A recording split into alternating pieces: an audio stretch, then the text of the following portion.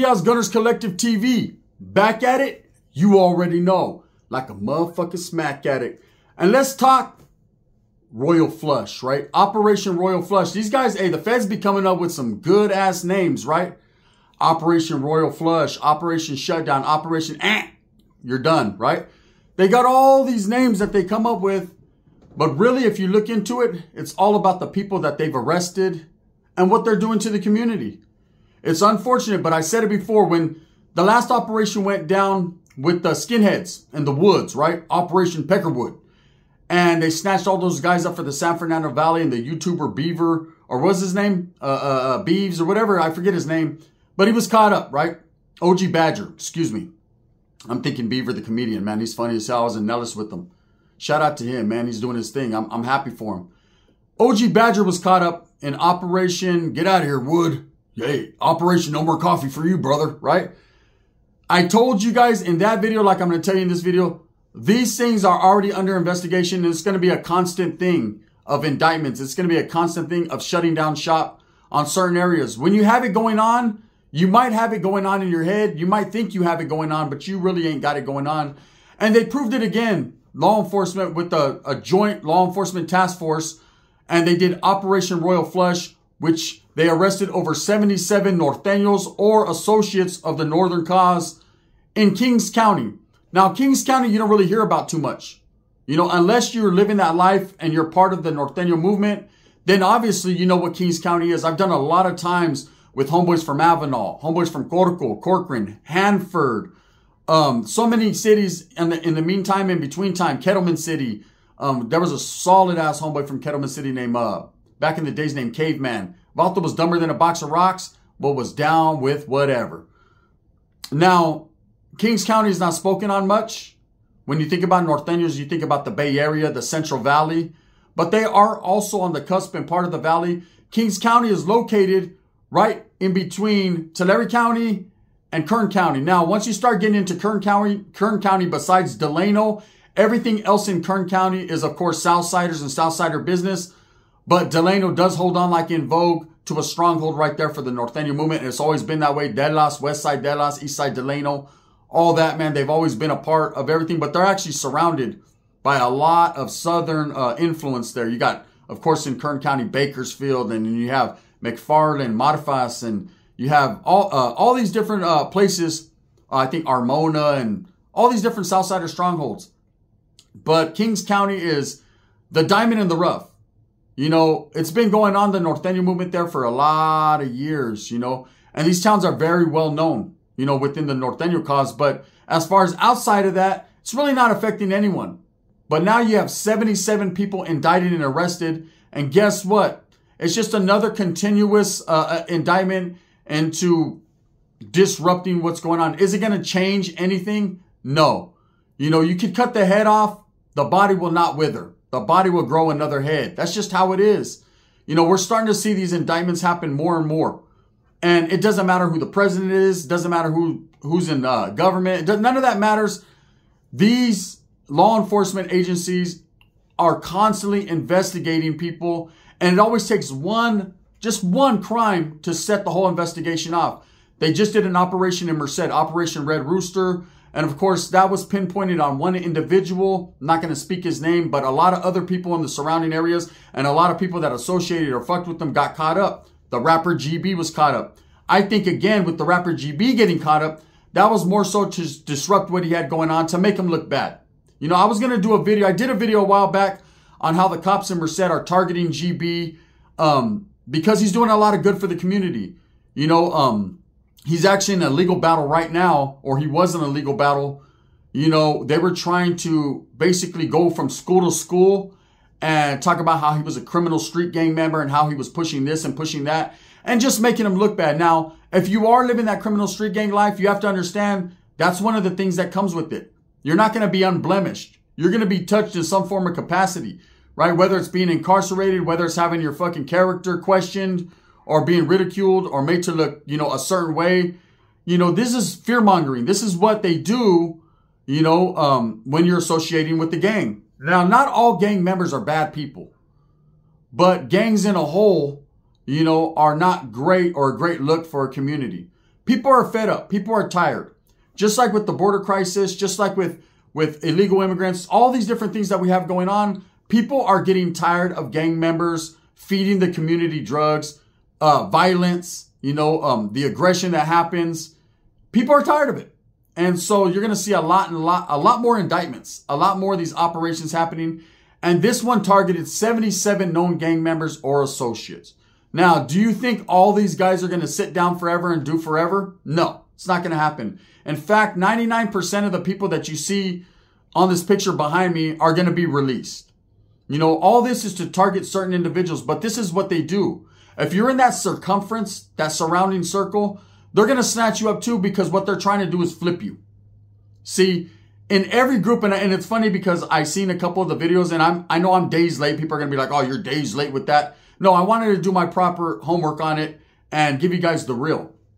And I seen a couple comments on a couple people's videos that made videos about Operation Royal Flush. And people said, oh, all these Nortenos are going to start telling on each other. This happens in every indictment. This happens, it doesn't matter if you're white, if you're a Southsider, a Northerner, a Bulldog, you're from Stockton and you get caught up in that one, the blacks. It doesn't matter. In all indictments, when you arrest a lot of people, and that's what they do all the time, there's going to be people that flip. I've rarely seen an indictment where several people were caught up and everybody stood solid. Everyone has different lives going on. They might have that one thing in common, which is being a gang member or being in association with the cause. But at the end of the day, that man might have children. That woman might have children. That man might have, have a job that he's trying to lean towards or whatever. So a lot of these people flip. You never know what's going on unless you're up against the gun or time. I've seen some of the most solid individuals in my time flip for whatever reason, whether they get tired or they just don't want to face the time or they're fed up. They're fed up with their life and they just give up. Now, in this case of the 77 indicted, a lot will be released and a lot will flip. And there's going to be some of those that stick to the grain and stay solid, and they're going to do a lot of time. Does that make them more gangster? No, it just means more gangsters locked up and incarcerated. And everything you do, you have to understand, everything you do prior to the point of you getting locked up and crossing that threshold into prison doesn't really matter or count. You can go in there and be a lightweight celebrity. Hey, homie, I got caught up on Operation Royal Flush. Oh, that's good. That's good. Okay, we're doing 22s. Down. Machina doesn't stop. Prison is a different animal. With them doing more of these indictments, there are going to be more people incarcerated. That means more mass incarceration. That means less bed space. That means more money for the CDCR. That means a whole lot of things. But let's think about these gentlemen who have participated and been arrested, their families. Now the families have to fend for themselves. Now there's a lot of women waking up without their man in their bed, and now there's going to be another man to occupy that bed. There's going to be a lot of children calling a lot of guys Theo. There's going to be a lot of children that look forward to their father or their mother cooking them breakfast that ain't going to be there, all because they wanted to participate in the shenanigans of gangs. Now, I'm not an advocate for poisoning people or disrupting whatever a gang got's going on, because it's unhealthy. It's none of my business. And at the end of the day, I lived that life and participated to the fullest as well. So I know the ins and outs. But having a past and having known what it is to be an active gang member and participating, who better to talk about it and tell you the ins and outs of what's going to happen in an indictment than someone who was there for one of the biggest indictments? See, a long time ago, one of the biggest indictments that ever hit the state of California as far as the northern side was Operation Quiet Storm. There was also another one called Operation, what was it, man? Operation Valley Star. Okay. Now, Operation Valley Star, I was around during those fucking shenanigans. I was around when it was really going down. And I remember when Operation Valley Star hit, I got lucky, very lucky, that I was able to escape that indictment, because I probably would have been one of the guys on one of these posters, most definitely. But what had happened was I got locked up just prior to them hitting. And there was already word going around. See, this is what happens. These operations are not, the people that are not in the know, they just don't know. Next thing you know, they're getting a knock at their door. They're getting snatched up out of bed. Boom, you're getting locked up, indicted for whatever, right? But in the criminal world, when you're really in the thick of things at a certain level, you know something's coming. You can feel it in the air like a Phil Collins song. You just know, you see more tasks in the area. You see more undercovers. You think that they're just doing Task Force Tuesday and they're raiding certain spots, but really they got you under surveillance. I've lived through all that. When Operation Valley Star hit, it definitely was a situation where a lot of good homeboys that I actually was involved with or fucked with at that time, I seen get snatched up. Now, me, myself, I caught a crime. I caught 4 years in prison. I ended up going to prison right about the time that Operation Valley Star hit. But we were already hearing, rumors and murmurs about it. And in fact, that leads me to this. So when I went to prison the last time on a case, that was my last case that I actually caught, right? The 4-year term, and then I did violations after that. But I had a homeboy in law enforcement. I'll never say his name, right? Who, his brothers were from, the West. And he felt not an obligation, but he knew us and would basically let us know, like, hey, bro, you guys got to stay on your P's and Q's. Now, he was a cop. He became a cop, man. He wasn't involved in the gangs. He wasn't involved in none of that, but his family was. So he felt an allegiance to his family, loyalty to his family. So he would not tell us what was up, not tell us, hey, they're going to hit tomorrow or not anything like that. But he would let us know, hey, there's something thick in the air, man. You guys might want to calm down. You might want to get out the way for a while. Just think about it, right? That was his way of telling us what was cracking without telling us what was cracking, for the safety and security of his job's sake and for his integrity, right? He had morals, but at the end of the day, his loyalty to his family meant a lot to him. And so all we needed was that little heads up to know, hey, it's time to hide the cuete. It's time to fucking get up out the way, take a little vacation. What I'm saying? Go visit a homeboy in Mexico for a while. So that way, when these indictments did hit, either we had the heads up to get on first or we weren't caught up in the bullshit. Now, most of the time, by the time we would get the heads up, it was already too late. But when Operation Valley Star hit, I remember thinking, damn, man, this is probably going to be one of the biggest ones. Something's going to happen here. And he was like, hey, there's something big coming, bro. You might want to stay out the way. And so just about that time, I went to a bar. I committed an assault. I got caught up. I was on the run. I went to Juarez, Mexico. I went to Oxnard. I was hanging out in all these different places. I've told stories about it, right? Ultimately, I came back to Merced because I had nowhere to run to and basically gave up the ghost, just got caught up. And I remember when the task hit, the cops hit, they arrested me, the gang task force. It was kind of like a monkey off my back. I could breathe again. Being on the run is no joke. If you've really, really been on the run, hey, it's tiring. It fucks with your anxiety, your equilibrium. You can't breathe right because you always got to be on point. You don't know if your own homeboys are telling on you, which in most cases they are. There was times where, and here, trip out on this, I went to one of the homegirls' house. I was there for not even 3 minutes. The task was already there. I had to jump out the back, wiggle. Luckily, I was able to get away. And there was a homeboy that lived right next door to the homegirl. And his old lady immediately seen me pull up, called the cops on me. Found out later in the paperwork, right? Another situation, I went to a Greyhound. I was trying to get out of town. I was on the run, so I'm watching my back. The homegirl got me a ticket in her name, so everything was going to be smooth. And boom, tasks surrounded that place. I was able to wiggle again. It was a situation where a lot of the people that were around me wanted to see me get the fuck up out the way because they felt like I was bringing a lot of bullshit to the plate. So I lived through that, and that's not a way to live. So I doubled back, came back, got locked up. About 2 weeks later, Operation Valley Star hit, and I knew something was coming. We were talking about it in the county, like, hey, bro, I think the placas are going to hit the homies. I think something's going down. And so what had happened with me knowing this, I went to court the first time for you go in there and they give you your charges and I plead not guilty. And then I got a lawyer, a public defender assigned to me. And immediately I told him, what am I looking at? He's like, oh, you're looking at this amount of time, but we could beat it with this and this. I'm not fighting it.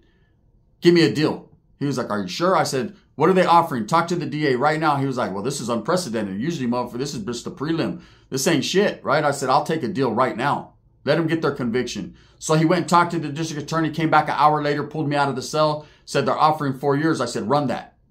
He said, for reals? I said, run that. The reason I wanted to get out the way is I didn't want to be involved in this indictment. Now, that doesn't mean, like a baboso I was, that they still couldn't rearrest me while, they could have did that.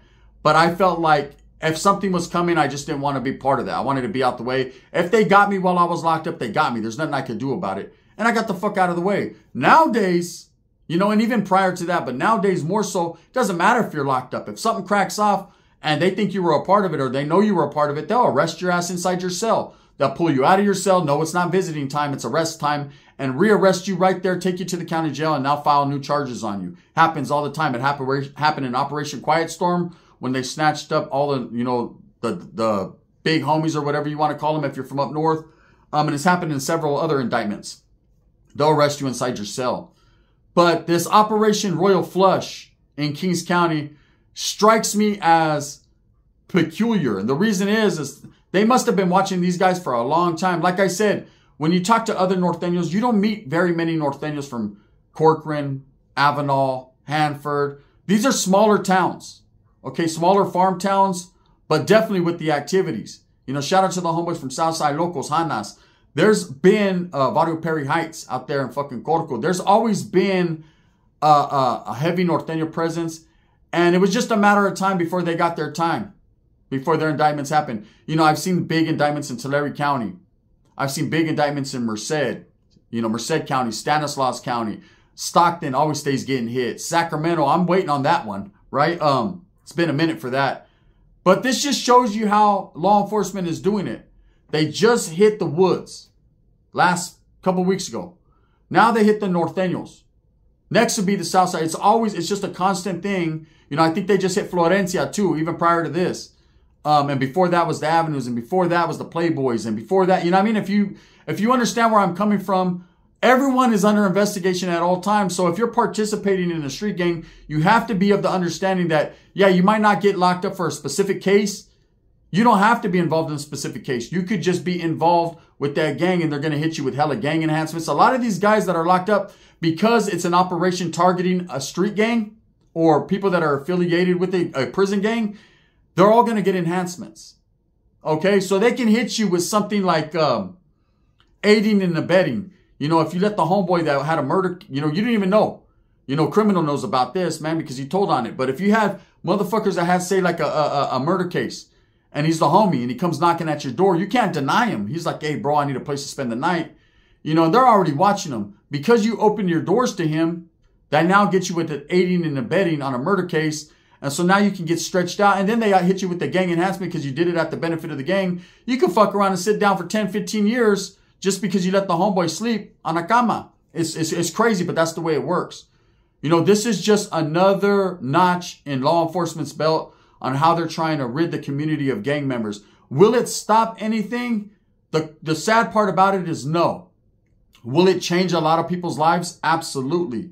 A lot of the families of these gang members' lives will be changed forever. A lot of these gang members will be changed forever, their lives, because there's going to be a lot of solid dudes that think their homeboy, their best friend, was solid as fuck, and they're going to find out that the guy that they were rocking with all the time doesn't have their best intentions at heart. When you're living the gang lifestyle, you got to understand that nobody has your best intentions but yourself. Whatever you involve yourself in, is on you. You're your own man. But it becomes a certain situation where even things that you're not involved in can affect your livelihood, can affect your life. And, usually when they do these indictments, like this Operation Royal Flush, they're usually after a certain amount of people. They already know who they want to target. But again, like I said, the more people they arrest, the more chance they have of flipping people and getting the fucking person stuck in concrete, cement him in, and they can give them all day. They don't care about the lightweight people that are just associating. No, they'll arrest them and try to get them too, but they're focused on a certain amount of few guys. And 9 times out of 10, they're just focused on the big boys.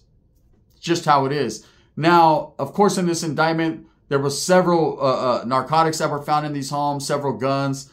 It happens all the time. And this is the way that they do fear mongering. They scare the community. Look at, this is what was in your community.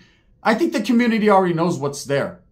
Unless it's being utilized and used, it just is what it is.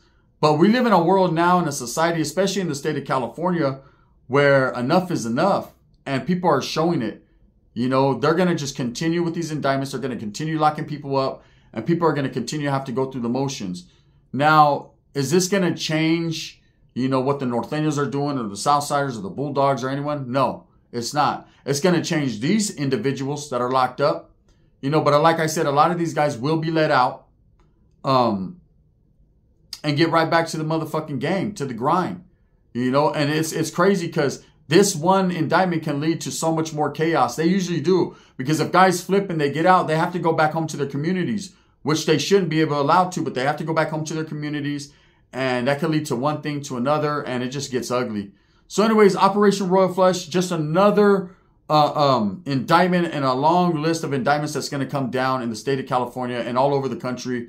It's happening now more frequently. It's like back to back every 2 weeks. So if you're living that lifestyle, be aware that, you know, your time is coming. It's only a matter of time.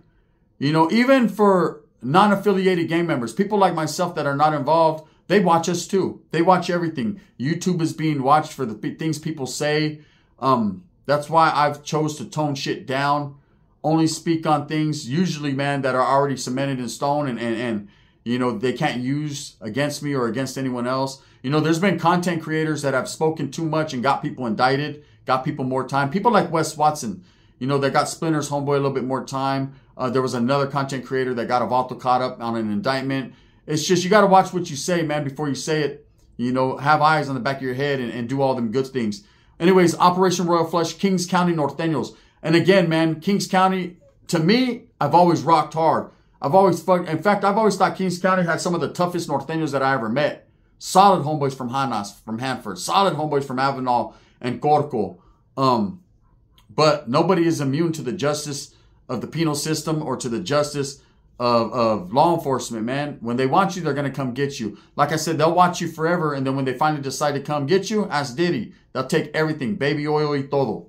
Just is what it is. With that being said, I hope that you move smooth with a purpose. Get everything that you want coming. And remember, at the end of the day, it's all about the strive, the struggle, the strive. I'm going to continue to do what I do. I got a whole lot of content for you today.